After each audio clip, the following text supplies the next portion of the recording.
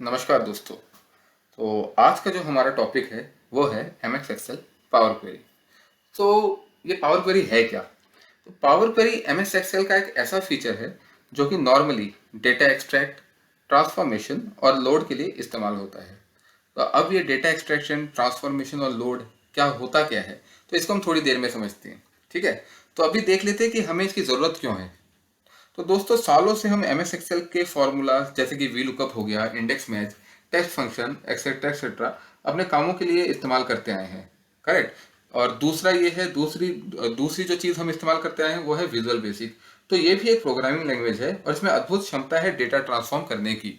ये काफ़ी हद तक हमारे ऑटोमेशन के लिए भी काम आता है। और एक तीसरी चीज है वो है कि एसक्यूएल स्टेटमेंट्स।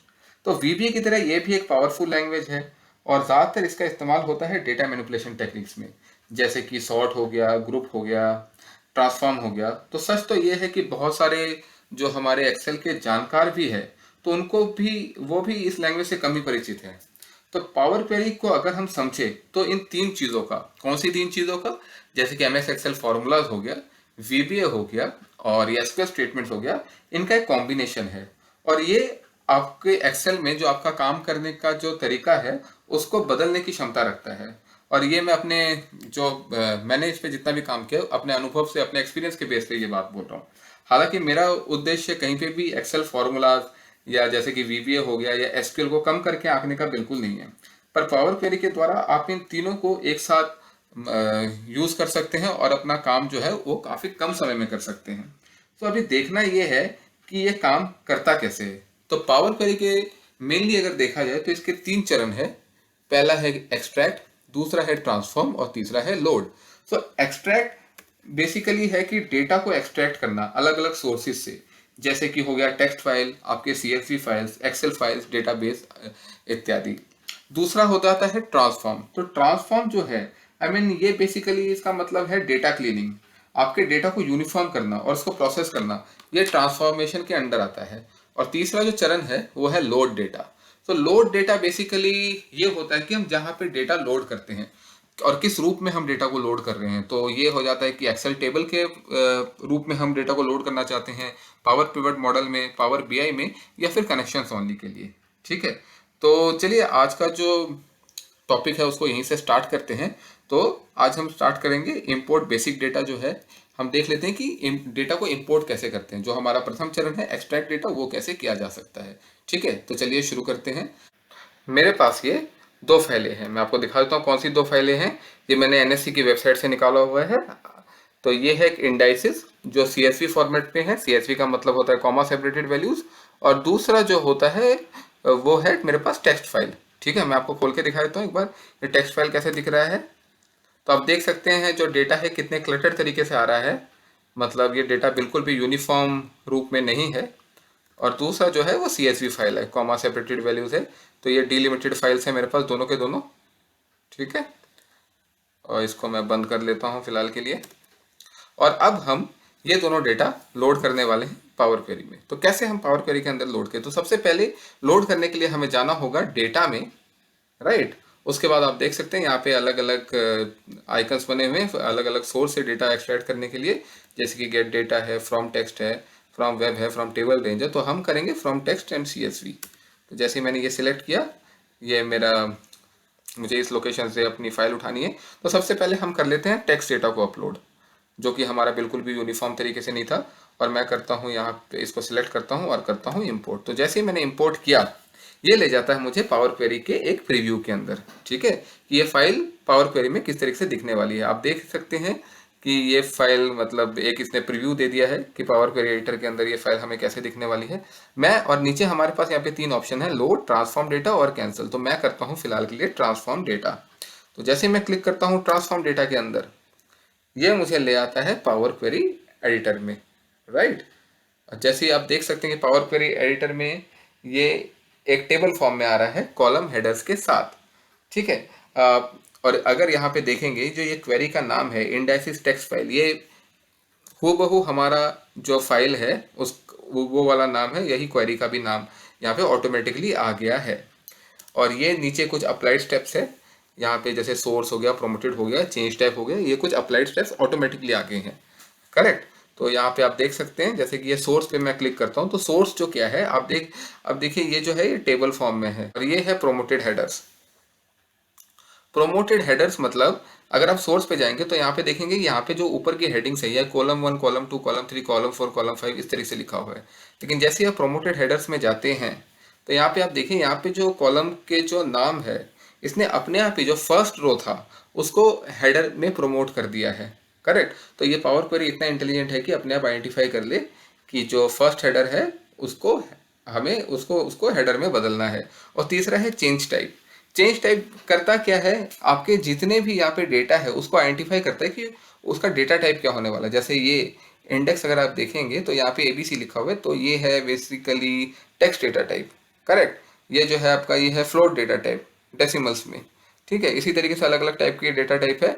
अगर आप चाहे तो इसको चेंज भी कर सकते हैं। जैसे यहाँ पे ये फ्लोट डेटा टाइप है, अगर मैं चाहूँ तो मैं इसको राइट क्लिक करता हूँ और यहाँ पे चेंज टाइप का ऑप्शन है और इसको मैं, जैसे ये डेसिमल नंबर में है तो इसको चेंज करके होल नंबर में भी ले सकता हूँ। जैसे मैंने होल नंबर किया तो ये है कि ये बोलता है this selected column has an existing type conversion, would you like to replace an existing conversion or preserve the existing conversion and add the new conversion as a separate step.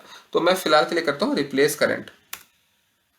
ठीक है, तो आप देख सकते हैं कि हमारा जो सारा का सारा जो डेसिमल में आ रहा था वो चेंज हो गया है होल नंबर में। तो इस तरीके से आप इसको चेंज कर सकते हैं। इतना ही नहीं, आप अगर चाहे तो इनको रीनेम भी कर सकते हैं। जैसे मैं इसको रीनेम कर रहा हूँ फिलहाल के लिए, ये जैसे करंट है तो मैं इसको करंट रेट बोल देता हूँ फिलहाल के लिए और मैं एंटर कर देता हूँ, तो आप इसको रीनेम भी कर सकते हैं। अब मैं इसको करता हूँ क्लोज एंड लोड। तो यहाँ पे दो ऑप्शन है, close and load and close and load to. Close and load to हम बाद में सीखेंगे, फिलहाल हम करते हैं क्लोज एंड लोड से। जैसे ही मैंने इसको क्लोज एंड लोड पे क्लिक किया, ऐसे ही आप देख सकते हैं ये सारा का सारा जो डेटा है वो एक टेबल फॉर्म में आ गया और ये हमारी क्वेरी है। इसको मैं फिलहाल के लिए क्लोज कर देता हूँ। इस तरीके से हमारा जो सारा का सारा डेटा है, जो कि टेक्स्ट हमने अपलोड किया था, आपने देखा था कि जो टेक्स्ट है वो बिल्कुल ही अनक्लटर्ड तरीके से आ रहा था, एकदम क्लटर्ड तरीके से आ रहा था, यूनिफॉर्म नहीं था। लेकिन यहाँ पे हेडिंग्स के साथ एक खूबसूरत टेबल के रूप में आ रहा है। इस टेबल को आप चाहे तो चेंज कर सकते हैं, इसको इसको अलग अलग डिज़ाइन दे सकते हैं टेबल में। करेक्ट। तो इस तरीके से तो ये तो हुआ टेक्स्ट फॉर टेक्स्ट फाइल को अपलोड करने का तरीका। दूसरा देख लेते हैं कि हम CSV फाइल को कैसे अपलोड करें। CSV फाइल को अपलोड करने का भी तरीका यही रहेगा। हम जाएंगे डेटा में, करेंगे फ्रॉम टेक्स्ट CSV और यहाँ पे CSV फाइल सेलेक्ट कर लेंगे, इंपोर्ट करेंगे। जैसे हमने इंपोर्ट किया हमें ये प्रीव्यू मिल गया। मैं करता हूँ ट्रांसफॉर्म डेटा में, एक बार पावर क्वेरी एडिटर के अंदर जाके देखना चाहता हूँ मेरा डेटा कैसा है। ये रहा मेरा क्वेरी का नाम, इसको भी आप चेंज कर सकते हैं चाहे तो। ये रहे हमारे अप्लाइड स्टेप्स और फिलहाल के लिए मैं करता हूँ close and load. Close and load करके जैसे ही मैंने क्लोज एंड लोड किया, ये देखिए ये शीट 4 है। शीट 4 में इसने हमारा जो CSV फाइल है उसका डेटा अपलोड करके दे दिया। करेक्ट। तो इस तरीके से आप जितने भी डिलिमिटेड फाइल्स है, जैसे कि जो कि CSV फाइल हो गए आपके और जो कि आपका क्या कहते हैं इसको, ये टेक्स्ट फाइल्स हो गए, उसको आप इस तरीके से लोड कर सकते हैं पावर क्वेरी के अंदर। ठीक है जी। और एक बात दोस्तों, अभी जैसे कि मैं ये फाइल खोलता हूँ और इस फाइल में ये CSV फाइल खोलता हूँ। करेक्ट। अगर आप इस CSV फाइल में कुछ भी डेटा चेंज होता है, ठीक है, इस CSV फाइल में अगर मैं कुछ भी डेटा, जैसे यहाँ पे निफ्टी 50 लिखा हुआ है तो मैं 50 को चेंज करके इसको FIFTY कर देता हूँ। राइट। और यहाँ पे जैसे 9972 है, इसको बदल के मैं 10,000 कर देता हूँ। 10,000। ठीक है, और इस फाइल को मैं सेव करके बंद कर देता हूँ। करेक्ट।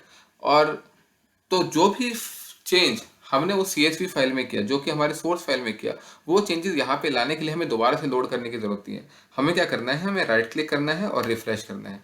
देखा आपने, जैसे हमने रिफ्रेश किया ये सारा का सारा डेटा ऑटोमेटिकली चेंज हो गया।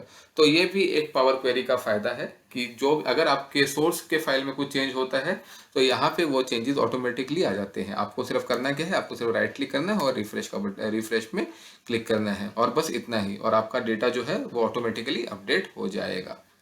ठीक है।